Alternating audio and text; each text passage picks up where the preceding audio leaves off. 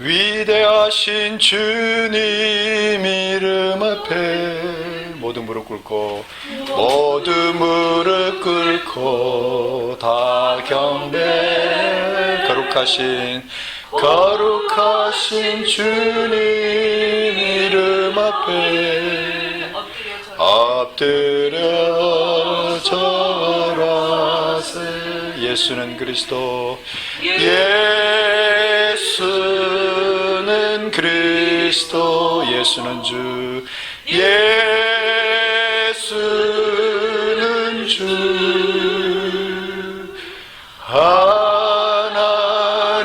하나님의 영으로 경배드리리.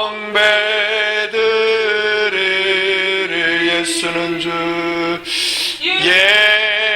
예수는 그리스도, 예수는 주.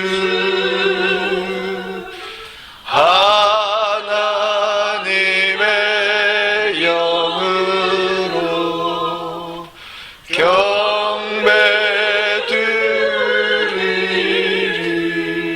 경배드리리. 아멘. 하나님의 말씀 사도행전 한 절만 보겠습니다. 2장 21절 한 절만 크게 읽겠습니다. 시작.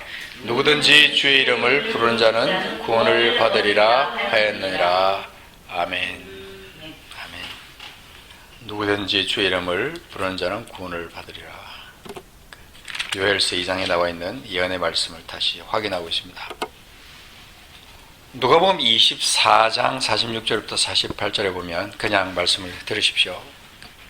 또 이르시되 이같이 그리스도가 고난을 받고 제3일에 죽은 자 가운데서 살아날 것과 또 그의 이름으로 죄사함을 받게 하는 회개가 예루살렘에서 시작하여 모든 족속에게 전파될 것이 기록되었으니 너희는 이 모든 일의 증인이라. 그리고 마태복음 24장 9절에 보면 이렇게 말합니다. 그때 사람들이 너희를 환란에 넘겨주겠으며 너희를 죽이리니 너희가 내 이름 때문에 모든 민족에게 미움을 받으리라. 우리가 물과 성령으로 거듭난 이후에 우리는 하나님 나라를 경험하면서 살아갑니다.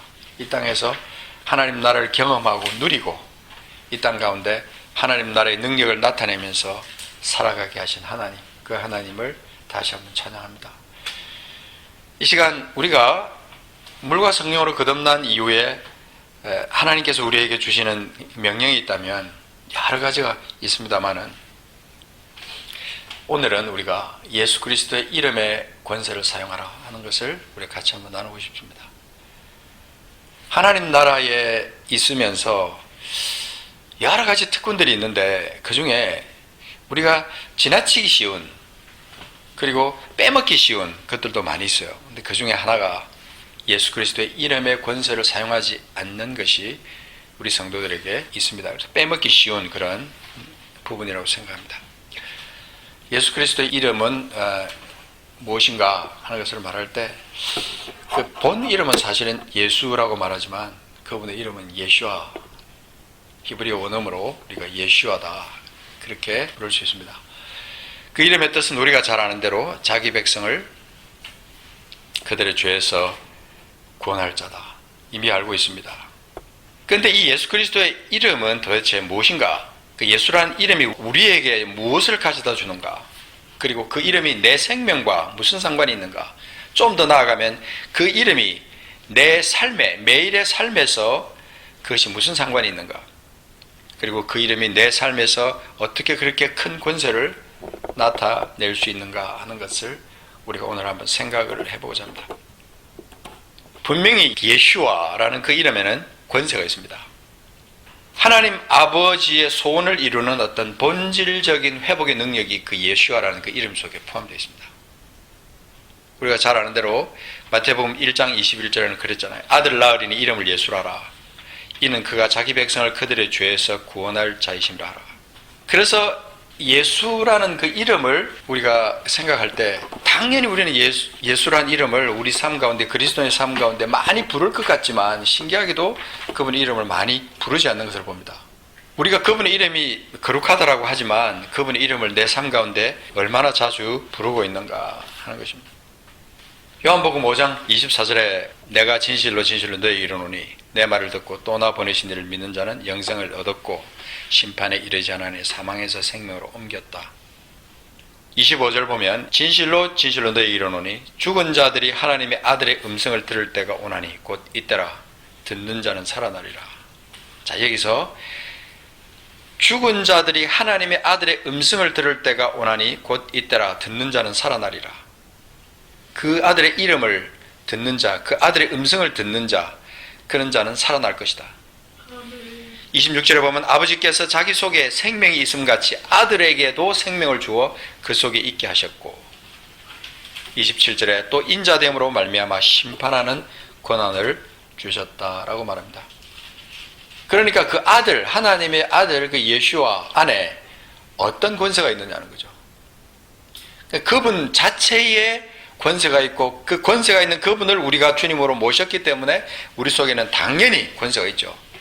그런데 이 권세가 있는 것을 어떻게 내 삶 가운데 실현하느냐는 거죠. 어떻게 내 삶 가운데 그것을 역사하는 믿음으로 나타낼 수 있느냐 하는 것을 한번 생각해 보고자 합니다. 오늘 우리가 사도행전 2장부터 5장까지 말씀을 한번 집중적으로 찾아볼 텐데요. 여기 보면 사도행전 전체의 어떤 핵심은 우리가 잘 아는 대로 성령의 강림과 성령의 역사입니다. 첫 번째로, 그죠? 이건 누구나 잘 알고 있는 그 내용입니다. 성령의 강림과 성령의 역사하심이 사도행전 전체 1장부터 28장까지 꽉 차 있습니다. 그리고 두 번째가 뭐냐면 예수 이름의 권세의 역사가 사도행전에 기록되어 있습니다. 참 놀랍습니다. 그래서 2장부터 등장하는 예수 그리스도의 이름의 그 권세가 얼마나 적나라하고 확실하고 실제적으로 나타나는지 우리는 찾아볼 필요가 있습니다. 여러분, 금방 읽었던 사도행전 2장 21절 말씀을 지나서 우리가 잘 아는 이 내용은 잘 아니까 그냥 지나갑니다. 2장 38절에 보면 이렇게 말합니다. 베드로가 이르되 너희가 회개하여 각각 예수 그리스도의 이름으로 세례를 받고 침례를 받고 죄 사함을 받으라. 그리하면 성령의 선물을 받으리니.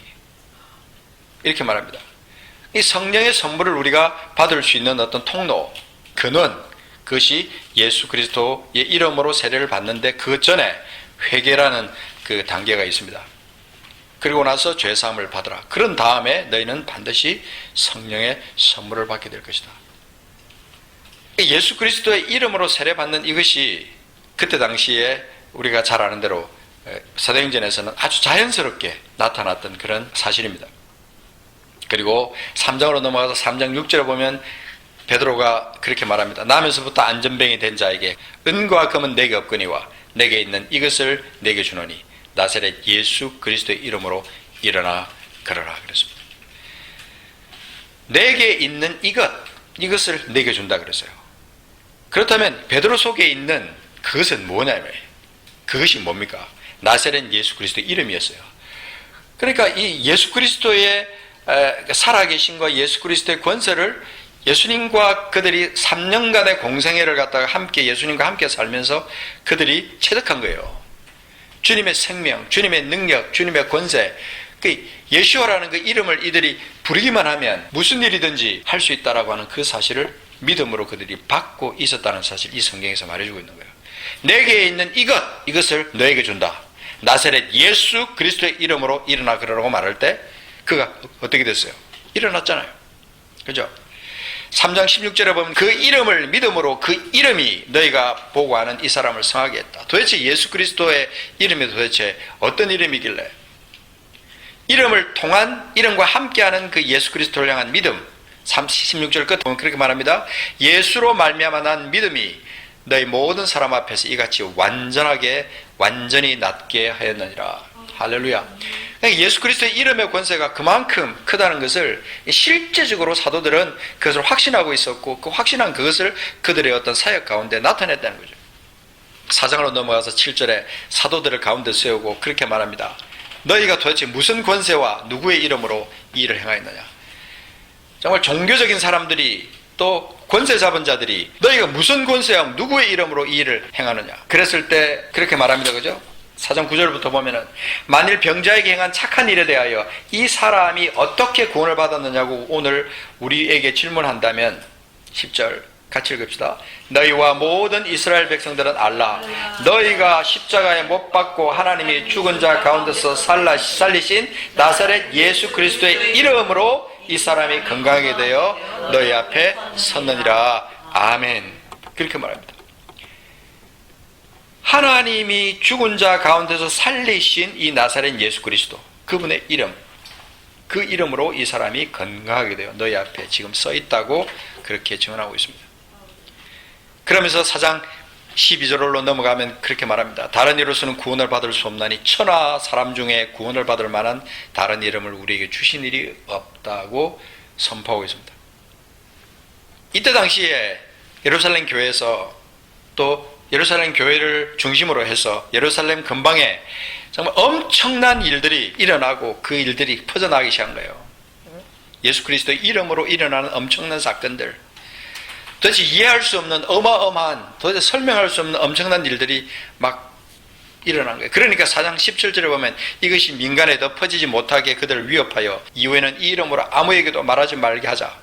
그러나 그게 소용이 없었어요. 그들을 불러서 18절에 보면 그들을 불러서 경고하여 도무지 예수 이름으로 말하지도 말고 가르치지도 말라 그렇게 말을 합니다. 그러나 5장 41절 42절에 보면 같이 읽어보겠습니다. 그들이 옳게 여겨, 5장 40절, 그들이 옳게 여겨 사도들을 불러들여 채찍질하며 예수 이름으로 말하는 것을 금하고 놓으니, 41절, 사도들은 그 이름을 위하여 능력받는 일에 합당한 자로 여기심을 기뻐하면서 공의 앞을 떠나니라. 그렇게 도대체 설명할 수 없는 어마어마한 그런 예수 그리스도의 이름을 부르면서 일어난 사건과 함께 사도들에게 나타난 그 믿음의 역사가 이제부터 이제 5장을 지나서 6장, 7장, 8장, 9장 어마어마한 사건으로 이어지는 것을 우리는 잘 알고 있습니다. 그러니까 사도행전에서는 예수 그리스도의 이름에 관하여 전도하는 것이 기본이었습니다. 여호와라는 하나님의 이름으로 하지 않고 왜 예수 그리스도의 이름으로 할까? 깊이 묵상해 볼 문제입니다. 하나님이 사람의 몸으로 이 땅에 오셔서 자신을 제물로 삼으셔서 우리를 위해 죽으셨습니다. 그리고 부활하셔서 구원을 이루신 구원자로 이 땅에 오셨기 때문에 예수라는 그 이름을 사용하는 겁니다. 그래서 그 이름에는 마귀도 꼼짝하지 못하는 권세가 있는 거예요. 주님이 테텔레스타이 십자가상에서 다 이루어 놓으신 그 어마어마한 하나님의 그 어떤 그 구원의 역사, 그 예수라는 그 이름 안에, 예수와라는 그 이름 안에는 마귀가 꼼짝하지 못하는 권세가 그 안에 있는 거예요. 당연히 사도들이 예수와라는 이름을 선포하면서 그들이 여기저기서 주의 이름을 사용할 때 얼마나 많은 역사들이 나타났겠어요. 출애굽기 15장에 있는 말씀 잠깐 보겠습니다. 제가 지난 한 주간 내내 이 예수 그리스도의 이름과 관련된 것을 쭉 묵상을 하다가 이 말씀을 한번 깊이 한번 묵상해 보겠습니다. 15장 22절에 보면 우리가 이 쓴물이 단물로 변한 사건 얘기 나옵니다. 쓴물이 단물로 변한 사건, 조금 길지만 한번 사건 이해하기 위해서 한번 보겠습니다. 모세가 홍해에서 이스라엘을 인도하며 그들이 나와서 수르 광야로 들어가서 거기서 사흘 길을 걸었으나 물을 얻지 못하고 마라에 이르렀더니 그곳 물이 써서 마시지 못하겠으므로 그 이름을 마라라 했더라. 백성이 모세의 원망하여 이르되 우리가 무엇을 마실까 하며 모세가 여호와께 부르짖었더니 여호와께서 그에게 한 나무를 가리키시니 그가 물에 던지니 물이 달게 되었더라. 거기서 여호와께서 그들을 위하여 법도와 율례를 정하시고 그들을 시험하실세 이르시되 너희가 너희 하나님 나 여호와의 말을 들어 순종하고 내가 보기에 의를 행하며 내 계명에 귀를 기울이며 내 모든 규례를 지키면 내가 애굽 사람에게 내린 모든 질병 중 하나라도 너희에게 내리지 아니하리니 난 너희를 치료하는 여호와임이라. 아멘. 그 출애굽 전에 어떤 애굽의 재앙들 있잖아요. 그 수많은 재앙들. 그 모세와 그 이스라엘 백성들을 잡고 있던 애굽에 내려졌던 그 어마어마한 재앙들. 그러니까 그 재앙들은요, 하나님 없는 사람들의 영적 상태의 어떤 총체적인 모습이에요, 사실은. 그러니까 재앙이고 더러운 것이고 고통이고 죽음이고, 그 앞에서 사실 속수무책한 어떤 세상이에요. 어찌할 수 없는, 손쓸 수 없는 그런 세상. 결국 가만히 있어도 죽음으로밖에 갈 수 없는 그 세상. 그것이 바로 지금 우리가 주님의 통치 아래 있지만 잠시 마귀가 지배하는 것처럼 보이는 이 세상. 이 세상의 모습이에요. 재앙, 더럽고 고통스럽고 죽고 하는 모든 이 어두움의 권세의 모든 총체적인 모습으로 가득 찬 이 세상. 그런데 여기에 예수 그리스도께서 오셨어요. 예수 그리스도께서 오셔서 그분이 죽으시고 다시 사신 그것으로 말미암아 그 모든 것이 회복되어 버린 거예요. 쉽게 말해서 지독하게 썼던 그 물이, 쓴 물이 단물로 바뀌어 버린 거예요. 말이 안 되는 것 같지만 기적 같은 이 사건이 예수 그리스도께서 오셔서 우리에게 영원한 생명으로, 어둠을 빛으로, 죽음을 생명으로 완전히 바꿔놓으신, 멸망을 영생으로 바꿔놓으시는 그 하나님의 역사를 상징적으로, 예언적으로 보여주는 사건이라고 저는 묵상했습니다. 나는 너희를 치료하는 여호와임이라. 하나님이 회복시키는 여호와라는 거예요. 하나님께서 당신의 나라를 회복하시는 것이 하나님 그냥 말로만 하신 게 아니라 예수 그리스도, 예시와를 이 땅에 보내심으로 말미암아 하나님의 어떤 그 뜻을 완전히 이 땅 가운데 이루어 버리신 거예요. 그리고 우리가 잘 아는 대로 그 재앙을 지나면서 이스라엘 백성들이 그렇게 문설주와 임방에 발랐던 어린 양의 피, 그 모든 재앙을 넘어가는 역사를 이루는 그런 어떤 그 엄청난 어떤 사건, 어린 양의 피, 바로 십자가와 부활의 어떤 승리를 예표하는 그런 사건이었습니다. 그 모든 예표들을 넘어서서 예수 그리스도께서 이 땅에 오셔서 스스로 어린 양이 되셔서 죽으시고 다시 사신 거예요. 그러니까 예수라는 그 이름이 어떻게 그렇게 우리가 생각하는 그런 어떤 허접한 이름을 짓냐고요. 그래서 사도행전에서는 그 이름을 선포하고 그 이름으로 말미암아 하나님의 역사를 나타냈던 것을 우리는 보는 거예요. 그래서 그 이름이 역사를 일으키고 그 이름으로 말미암아 하나님께 영광을 돌렸다는 거죠. 다시 한번 정리하면요, 사도행전에서는 예수의 이름을 전했고, 예수 이름으로 침례도 받았고, 세례도 받았고, 예수 이름으로 병도 고쳤고, 예수 이름으로 귀신도 쫓아내고, 예수 이름으로 죄도 사했다는 거예요. 대표적인 거 몇 가지만 잠깐 보겠습니다. 사도행전 16장 18절에 보면 이렇게 말합니다. 이같이 여러 날을 하는지라 바울이 심히 괴로워하여 돌이켜 그 귀신에게 이르되 예수 그리스도의 이름으로 내가 내게 명하노니 그에게서 나오라 하니 귀신이 즉시 나오니라. 이런 사건들이 아주 비일비재했다는 거예요. 매일의 삶에 사도들이 나가서 예수 이름으로 전하기만 하면 이런 일이 일어났다는 거예요.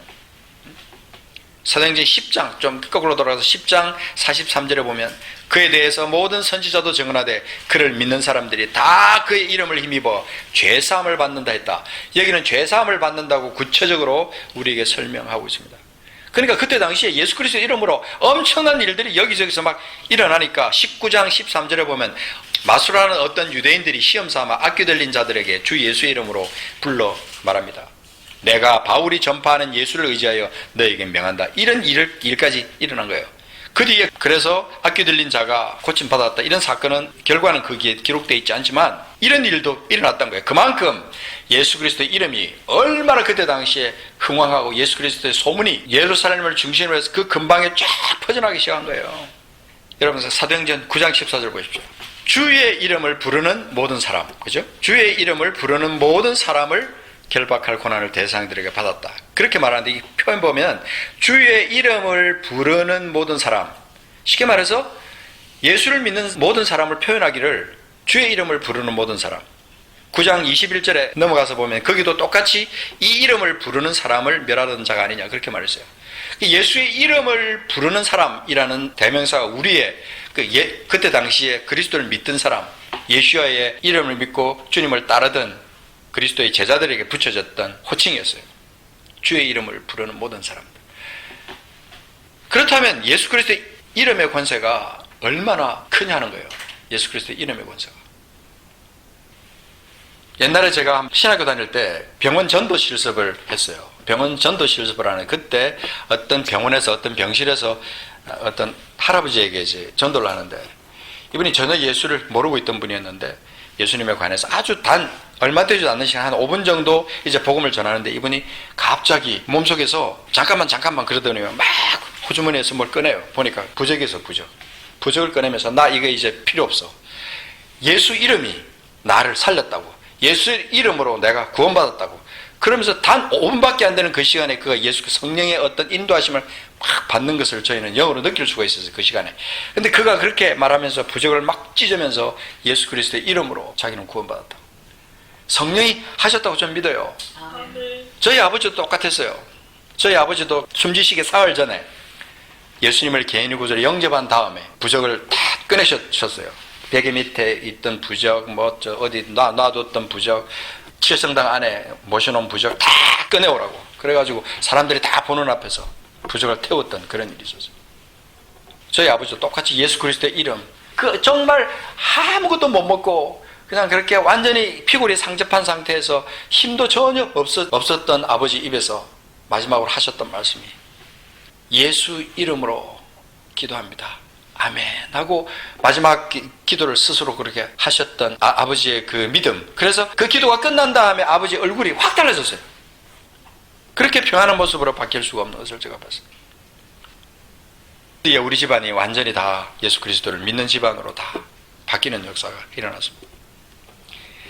예수님께서 하셨던 그 일은 어마어마한 사건이었습니다. 우리들의 생각과 우리의 혼과 영에 예수 그리스도의 이름을 새겨버리셨어요. 그래서 우리가 사실은 무슨 사건이 생겨도 우리가 툭 치면 우리가 예수라는 이름이 우리 입에서 툭 튀어나와야 돼요. 예수, 예수와 예수. 왜냐하면 우리는 벌써 예수 그리스도로 말미암아 새롭게 되었고 예수 그리스도로 말미암아 우리가 완전히 변화된 어떤 삶으로 바뀌었기 때문에 그런 거죠. 베드로전서 2장 24절을 보면 나음이라는 단어가 나옵니다. 나음. 친히 나무에 달려 그 몸으로 우리 죄를 담당하셨으니 이는 우리로 죄에 대하여 죽고 의에 대하여 살게 하려 하심이라. 그가 채찍에 맞음으로 너희는 나음을 얻었나니. 여기서 나음의 범위가 도대체 어디까지냐 말하지만 중요한 것은 우리가 여기 살고, 그래서 우리 본질적으로 우리에게 이 부조화를 가져다 주고 질병을 가져다 주고 문제를 가져다 주는 이 고통의 원인을 완전히 제거시켜 버리신 거예요. 그분의 어떤 채찍에 맞음으로.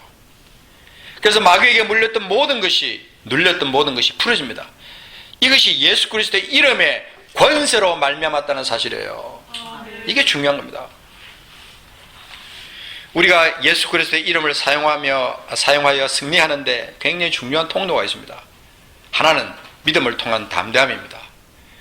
그분이 행하신 그 일을 믿는 겁니다. 그분이 이뤄놓으신 그것을 내 믿음으로 받아들이는 거예요. 그래서 그것에 대해서 우리가 확신하면서 마귀를 두려워하지 않고 담대하게 나가는 거예요. 그래서 그 담대함으로 하는 그 선포, 흔들리지 않고 하나님 앞에 나가는 그 선포가 중요하다는 거죠. 점점 우리가 이 세상이 의학적으로 발달하고 막 이러니까 어떤 일이 생기면, 몸이 아프고 무슨 일이 생기면 우리는 당연히 약을 먼저 찾게 되는 그런 현상이 우리에게 지금 있어요. 아주 안 좋은 습관이 우리 생긴 겁니다. 예수 이름을 불러야 돼요. 아픈데 손을 얹고 예수 이름을 부르는 습관으로 바뀔 수 있어야 된다는 겁니다. 그리고 그것을 흔들리지 않게 하는 중요한 바탕이 또 하나 있는데 그것이 바로 감사입니다.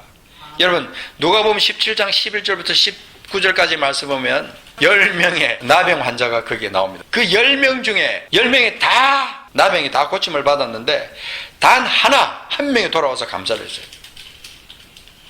그 한 명, 돌아왔던 그 한 명은요, 그의 앞날에 더 이상 나병으로 인해 고통받지 않을 뿐 아니라 또 다른 어떤 질병으로도 고통받지 않을 뿐 아니라 어떤 그런 약함도 그를 침범할 수 없었을 것이라는 확신을 저는 이 말씀을 읽으면서 했어요. 하나님 앞에 감사한 것의 어떤 능력이었어요. 그래서 마지막 구절에 보면 그랬어요. 일어나 가라. 네 믿음이 너를 구원하였느니라 그랬어요. 다른 아홉 사람들이 나병이 나았다고 판단해서 제사장에게 가서 몸을 보이고 완치 판정을 받았을 수도 있습니다. 그렇게 했죠. 그러나 그 이후에 그들이 어떤 삶을 살고 결과가 어땠을지는 우리가 넉넉히 짐작해 볼 수 있어요. 오늘날 많은 사람들이 예수 그리스도의 이름으로 질병도 낫습니다. 그렇지만 그것에 대해서 감사하지 않습니다. 어떤 사건이 생기든지 우리는 작은 일에, 모든 일에 우리가 주님 앞에 감사함으로 나간다면 예수 그리스도의 이름의 권세를 사용하는 것에 든든한 밑바탕을 깔아주는 거죠. 감사는 마귀의 모든 권세를 파쇄할 수 있는 힘을 우리에게 줍니다. 그러니까 그 10명 중에 한 명, 그 사람, 구원함을 받은 그 한 사람, 이 사마리아 사람은 분명 남은 그 생애 가운데 복음 전도자의 삶을 살지 않았을까? 저는 그런 짐작을 해봤어요. 감사에는 능력이 있습니다. 여러분, 질병 가운데 있으면요, 감사하십시오. 입술에서, 그래서 마음으로, 그리고 혼과 영으로 우리가 전체를 통해서 하나님 앞에 감사하는 거죠. 범사에 감사하라. 염려 대신 감사하라. 사실은 염려한다고 변화되는 것은 아무도 없어요. 눈에 보이는 것이 없을 수도 있어요. 그렇지만 감사할 때 어디에 변화가 나타나냐면 영혼이에요. 영혼에 엄청난 변화가 나타나는 거예요. 내 속에.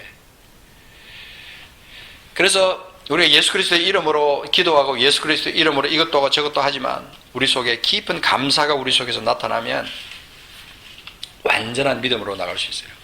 완전히 그리스도와 함께 죽고 함께 살아 부활의 권능을 받으며 그 다음에 매일매일의 삶에서 예수의 이름을 부르며 감사하면서 사는 부활신앙을 가진 성도, 그들이 바로 주님께 영광이 되는 삶이에요. 삶을 사는 겁니다. 여러분, 고린도전서 5장 4절에 보면 이런 말씀이 있습니다. 주 예수의 이름으로 너희가 내 영과 함께 모여서 우리 주 예수의 능력으로 라는 그런 말씀이 나오는데, 주 예수의 이름으로 너희가 내 영과 함께 모였다. 내 영과 함께 모였다. 그러니까 주 예수의 이름이 빠져버린 모든 공동체나 주 예수의 이름이 없는 그런 어떤 상태로는 아무것도 우리가 이룰 수도 없고 아무런 역사도 나타낼 수도 없는 거죠. 항상 예수 그리스도의 이름은 하나님의 이름과 함께 같이 동행을 합니다. 그죠? 그래서 예수 그리스도의 이름은 그만큼 중요합니다.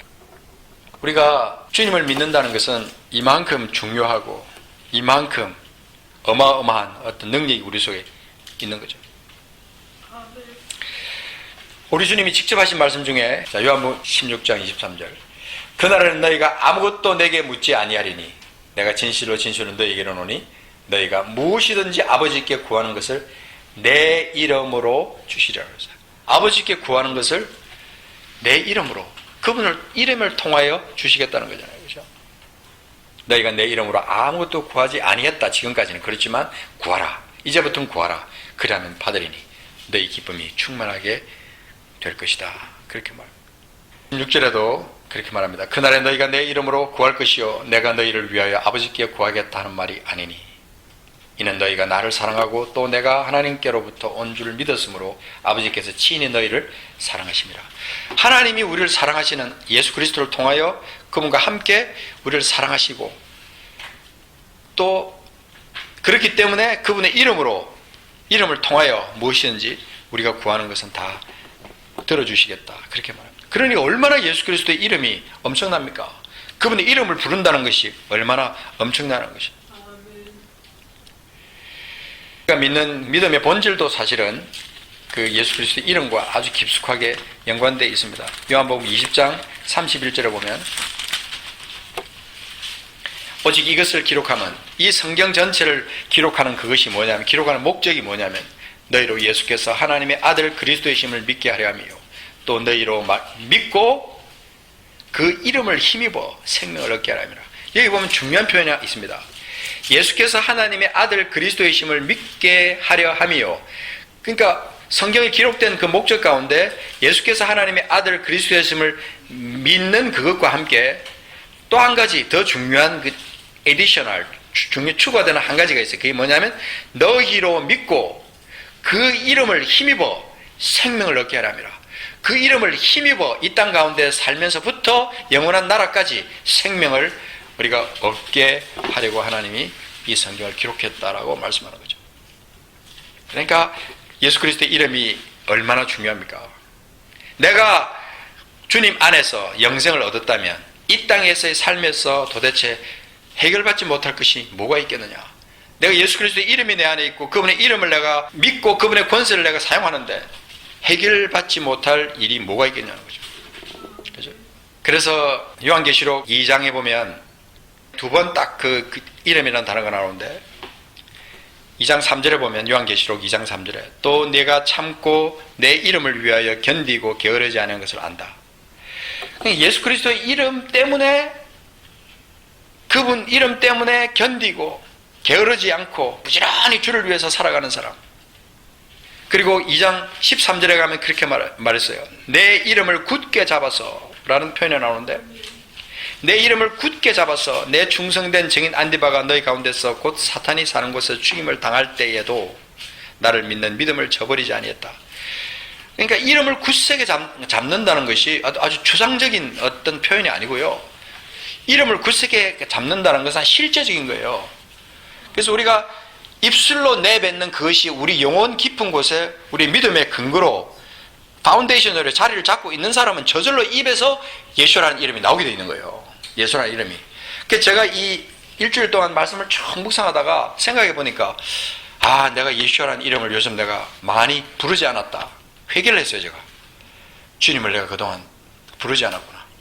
어디 몸이 아프거나 그러면 내가 아픈 데다 손을 얹고 예수 이름을 제가 불렀던 사람인데 요즘 제가 그것을 잊어버렸던 것 같아요. 회개를 많이 했어요. 몸이 아파서 통증이 있어서 그 파스를 붙이더라도 붙이기 전에 예수라는 이름을 내가 사용했어야 돼요. 불렀어야 돼요. 예수님, 예수님, 예수님, 예수님. 예수와 예수라는 그 이름이 얼마나 큰 권세가 있는지 이것을 우리가 그리스도인들이 사용하지 않는다.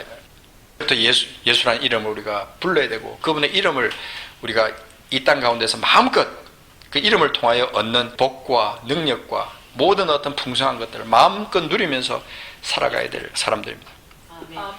예수 이름으로 모든 저주를 끊고 하나님 나라의 능력을 회복합시다. 아멘. 예수 그리스도의 이름으로 매일매일의 순간 승리를 누리면서 살아갑시다. 아멘. 매일매일 삶에서 감사하며 주님의 나라를 회복하며 살아갑시다. 아멘. 이게 우리 성도들이 선포하고 나가야 될, 찾아야 될 아주 중요한 어떤 상황이라는 것입니다. 아멘. 습관, 우리 그리스도인에게서 습관이 있습니다. 여러 가지 습관. 우리의 믿음의 본질이 어떤 때는 습관으로 바뀌어가지고 그냥 생각 없이 하는 습관으로 바뀌어가지고 의미 없이 열매를 맺을 때가 있습니다. 여러분이 기도할 때마다 예수 그리스도의 이름으로, 예수의 이름으로, 예수님의 이름으로 기도합니다. 이렇게 기도를 합니다. 그때마다 과연 우리의 영에 어떤 변화가 일어나는지 예수 그리스도의 이름으로 기도합니다. 그 앞에 모든 문제를 놓고 하나님의 이름을 찬양하고 그 앞에 어떤 문제를 놓고 기도하고 어떤 강구하는 것을 놓고 기도하고 그러다가 마지막에 하나님 아버지 앞에 예수 그리스도의 이름으로 우리가 기도하는 그 기도의 어떤 권세, 그것을 우리가 영으로 느끼면서 기도해야 되는 거예요. 확신하면서 기도해야 되는 거예요. 아멘. 그래서 어떤 문제가 있을 때 거기다 손을 얹고 어떤 사건이 있으면 그것을 향해서 손을 들고 우리 하나님 앞에 기도하는 거예요. 예수 그리스도의 이름으로. 아멘. 그때 나타날 어마어마한 역사, 능력의 역사들을 우리가, 결과들을 우리가 확신하면서 기도할 때 우리는 분명히 이 땅에서 승리를 매 순간마다 경험하면서 살아가게 될 것입니다. 아멘. 할렐루야.